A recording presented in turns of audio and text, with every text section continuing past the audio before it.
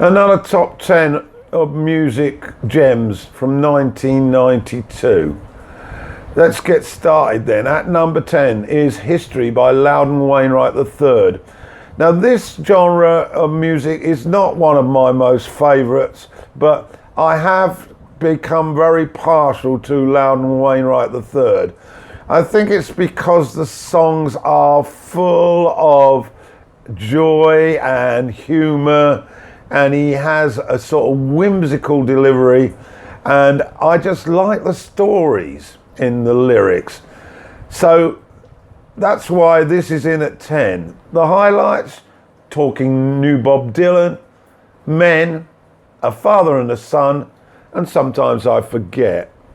In at 9, Us, Peter Gabriel. Well, Peter Gabriel releases strong material as always, and this is a very, very good album. Steam was a big hit, and Blood of Eden is also a favourite of mine. At number 8, The Future by Leonard Cohen. This is Leonard going a little bit more up-tempo, more rocky in his own imitable style. I love these tracks, particularly The Future, the title track, and Democracy, which I sing along to. There are, of course, slower folk-like tracks, which is his bread and butter. Always and Closing Time are also very, very good. In at 7, Your Arsenal by Morrissey. Morrissey is an acquired taste, but I can't get enough of it. I enjoy listening to this album repeatedly. There's some tremendous stories in amongst the lyrics. It's a very emotional album, as always.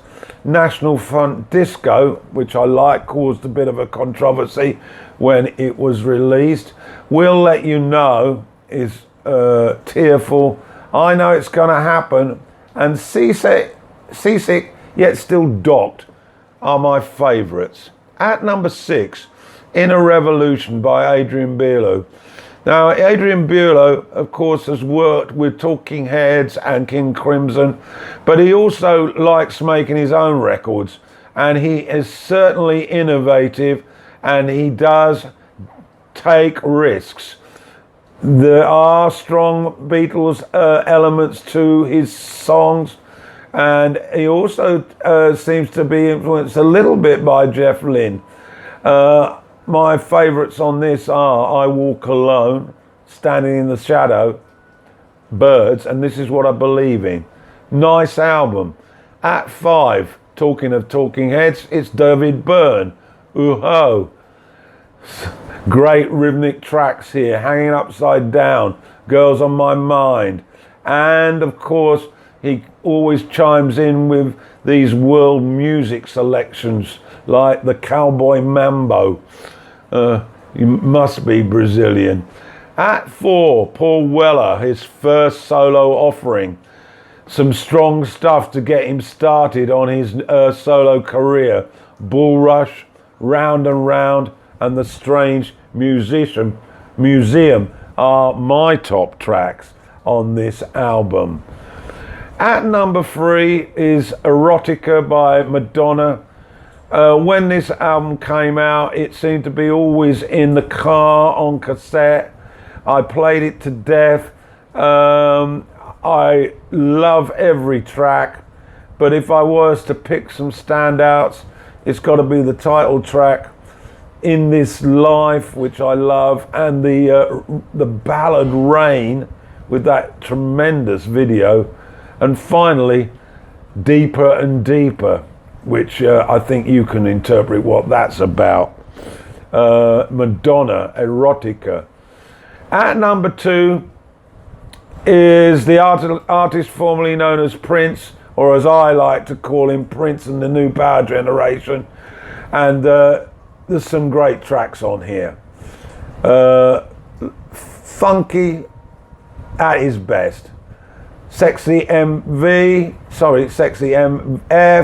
Love to the Nines, and Damn You are my highlights. It's a great album. I love Prince, and I am trying to encourage all of you to get out and listen to his albums. Even if you don't particularly like the funk, listen to the ballads, listen to the jazz, listen to the lead guitar on the rock numbers. This guy has a full repertoire of everything. At number 1, Amused to Death by Roger Waters. Well, Roger Waters, of course, founder member of Pink Floyd, embarked on a solo career about a decade back.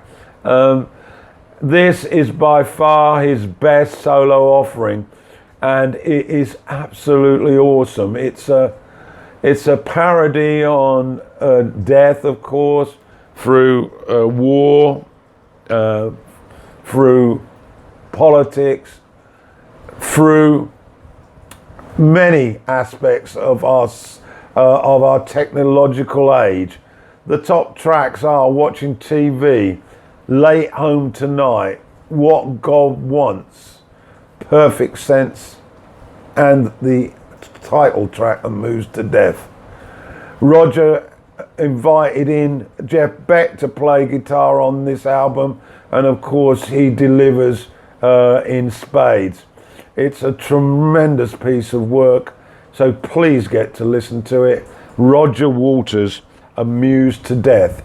And that's my lot from 1992.